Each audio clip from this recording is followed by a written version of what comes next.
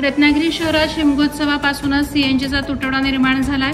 गेल्या 4 ते 5 दिवसात हे चित्र अधिक चिंताजनक झालं असून वाहन चालक तसंच रिक्षा चालक हैराण झालेत। मोठ्या संख्येनं चाकरमानी शिमगोत्सवासाठी कोकणात दाखल होत असतात, त्यामुळे या कालावधीत सीएनजीची मागणी वाढत जाते। मात्र हा कालावधी लक्षात घेऊन त्याप्रमाणे नियोजन केलं जात नसल्याने ऐन शिमगोत्सवातच सीएनजीचा तुटवडा निर्माण झाल्याने रिक्षा चालकांच्या व्यवसायावर याचा मोठा परिणाम झालाय।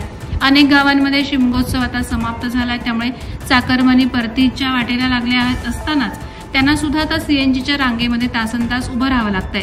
रत्नागिरी शहरामध्ये सीएनजीचे एकूण 3 पंप असून देखील रिक्षा चालकांना तसंच इतर वाहनांना देखील सीएनजीचा पुरवठा होत नसल्याने चालक वर्ग हैराण झालाय।